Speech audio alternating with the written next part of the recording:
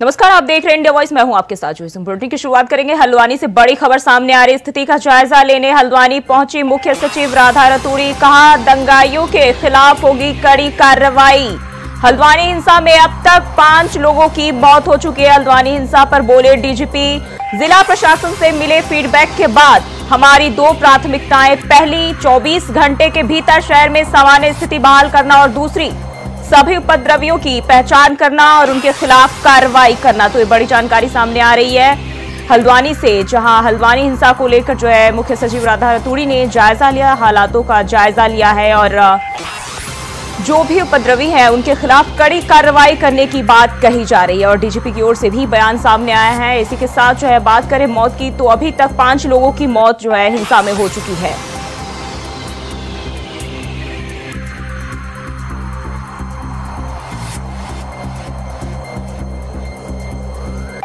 तो हल्द्वानी हिंसा से जुड़ी खबर सामने आ रही है। स्थिति का जायजा लेने हल्द्वानी पहुंची मुख्य सचिव राधा रतूड़ी और वहां जाकर उन्होंने तमाम हालातों का जायजा लिया, साथ ही कड़ी कार्रवाई की बात कही गई है।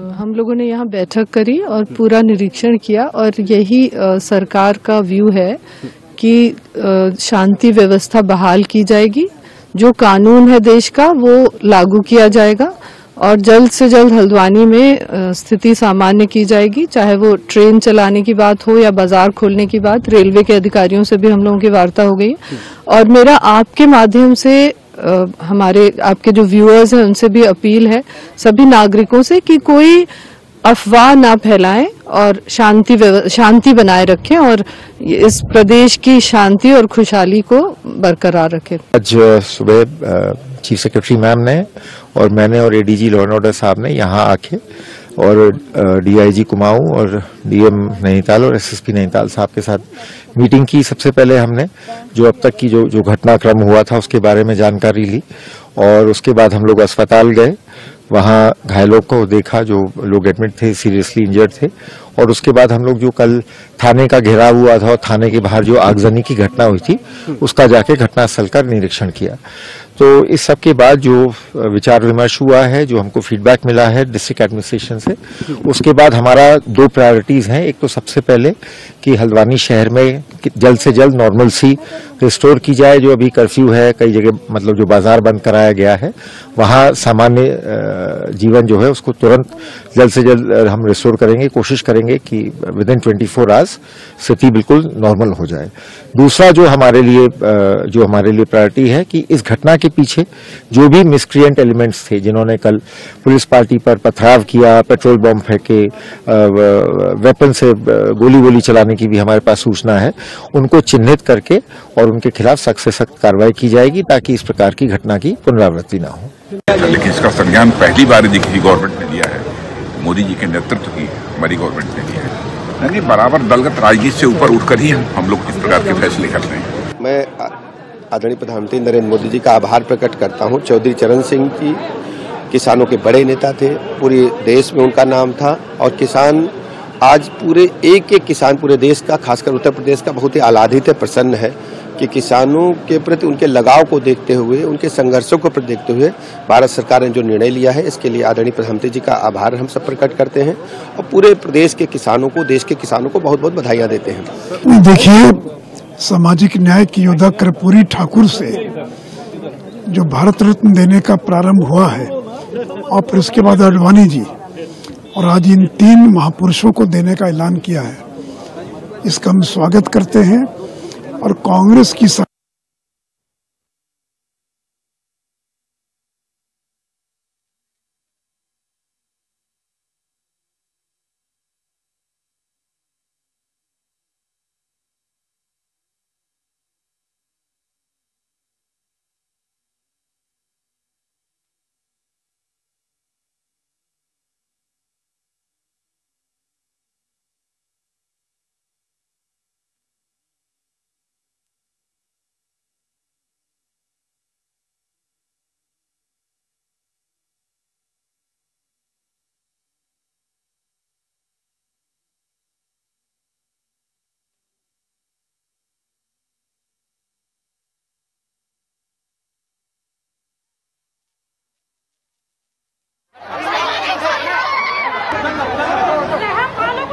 तो दंगाइयों के खिलाफ जो है कड़ी कार्रवाई होने की बात कही है। हल्द्वानी हिंसा पर डीजीपी का भी बयान सामने आया और उन्होंने कहा है कि जिला प्रशासन से मिले फीडबैक के बाद हमारी 2 प्राथमिकताएं होंगी। पहली 24 घंटे के अंदर जो है शहर में सामान्य स्थिति बहाल करना।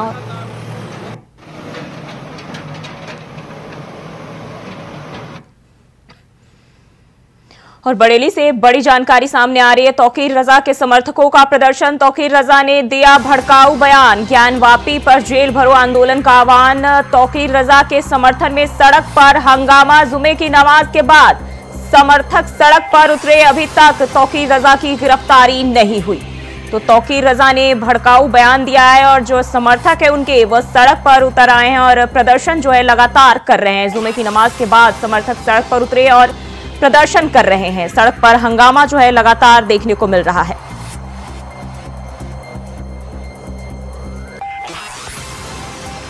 जुमे की नमाज के बाद समर्थक सड़क पर उतरे और हंगामा जो है वो जारी है।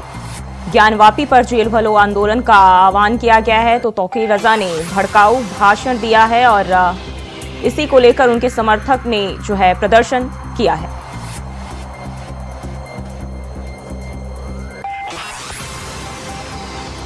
बरेली से बड़ी खबर सामने आ रही है। तौकीर रजा के समर्थकों का प्रदर्शन जो है जारी है और तौकीर रजा ने भड़काऊ बयान दिया था जिसको लेकर उनके समर्थक जो है सड़कों पर उतर रहे हैं और हंगामा जारी है। मजबूर कर दिया है जो मुल्क में बदअमनी का माहौल बनाया हुआ है, जो नफरतों का माहौल बनाया हुआ है, बुलडोजर की कार्रवाई। असल में हमारी ये जो गिरफ्तारी है वो हमारी अपनी तकलीफ कम है और इस बात की तकलीफ ज़्यादा है कि सुप्रीम कोर्ट इन तमाम बेईमानियों के खिलाफ कोई संज्ञान नहीं ले रहा है।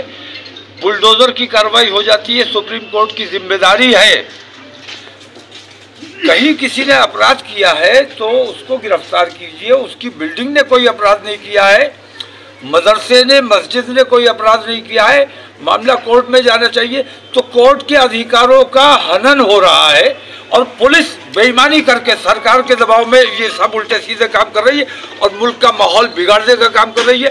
पुलिस और बजरंग दल और शिवसेना मिलकर हमारे देश को बर्बाद कर देना चाहते हैं। हम इस बेईमानी के खिलाफ अब रुकने वाले नहीं है। हमने आज ये आंदोलन बरेली से शुरू कर रहे हैं और इस आंदोलन को हम इंशाल्लाह मुल्क गिर पैमाने पर चलाने। हल्द्वानी में बवाल किसने कराया? बुलडोजर तुम हमारे घर पे चला दोगे, हम अंधे और बहरे बने बैठे रहेंगे? अब किसी बुलडोजर को बर्दाश्त नहीं किया जाएगा। सुप्रीम कोर्ट अगर संज्ञान नहीं ले रहा है तो हम अपनी हिफाजत खुद करेंगे। हमें कानूनी अधिकार है, अगर हमारे ऊपर कोई हमलावर होता है तो हम उसको जान से मार।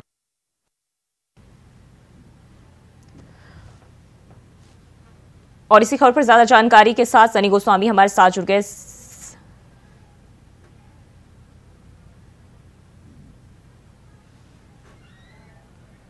तो बरेली से खबर सामने आ रही है। तौकीर रजा के समर्थकों का प्रदर्शन जो है लगातार जारी है और दरअसल तौकीर रजा ने भड़काऊ बयान दिया था जिसमें उन्होंने कहा है इस दौरान जो है जुमे की नमाज के बाद समर्थक सड़क पर उतरे और तौकीर रजा ने कहा है कि अगर सुप्रीम कोर्ट जो है मामले का संज्ञान नहीं लेती है तो अपनी हिफाजत हम खुद ही करेंगे।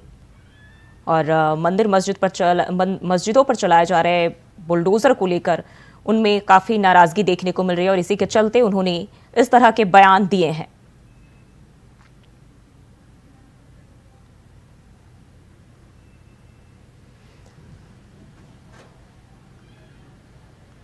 तो ज्ञानवापी पर जेल भरो आंदोलन का आह्वान किया है जिसके चलते जो है भारी संख्या में उनके समर्थक सड़कों पर उतर आए हैं और हंगामा कर रहे हैं। और इसी खबर पर ज्यादा जानकारी के साथ सनी गोस्वामी हमारे साथ जुड़ गए हैं। सनी, तौकीर रजा ने एक बार फिर से भड़काऊ भाषण दिया है, क्या कुछ जानकारी है?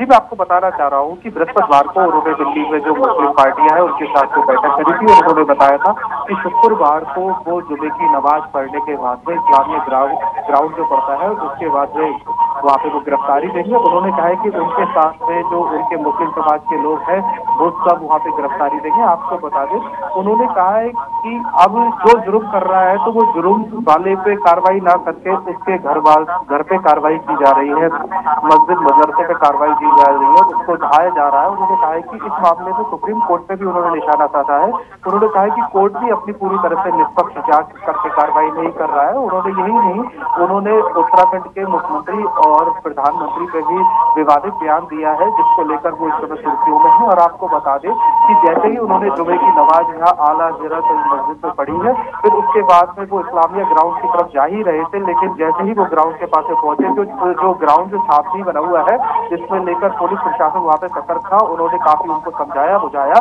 और वो सोच रहे थे कि वहाँ पे जाके वो गिरफ्तारी दे, लेकिन उसके बाद में समझा बुझा के उनको घर भेज दिया है और अभी वो अपने घर में है, उनकी गिरफ्तारी नहीं हुई। जी, फिलहाल शहर में कैसा माहौल देखा जा रहा है? जिस शहर की बात करें तो उन्होंने अपने समाज के लोगों से कहा था कि प्रदर्शन करने के कई तरीके होते हैं। उन्होंने कहा था कि प्रदर्शन भी करे, शांतिपूर्ण प्रदर्शन करे, अपनी गिरफ्तारी दे। कुछ व्यापारियों से उन्होंने कहा था कि प्रदर्शन करना एक तरह से ऐसा भी है कि वो अपनी दुकानें बंद करे, व्यापार को बंद करे तो प्रदर्शन करे।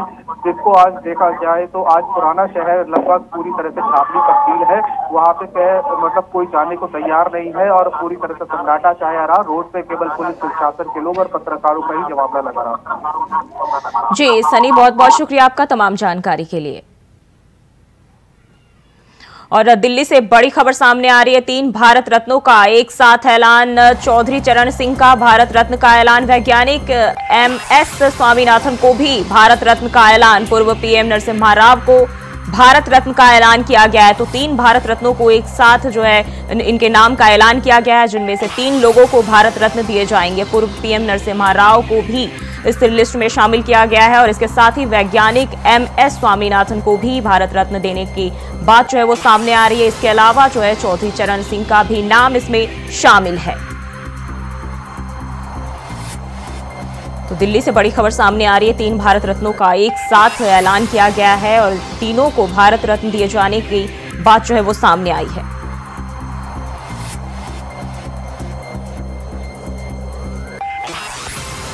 इसमें ये 3 नाम जो है चौधरी चरण सिंह और इसके अलावा वैज्ञानिक MS स्वामीनाथन, साथ ही पूर्व PM नरसिम्हा राव भी शामिल हैं। और फिलहाल के लिए बुलेटिन बस इतना ही। खबरों के लिए बने रहिए इंडिया वॉइस के साथ।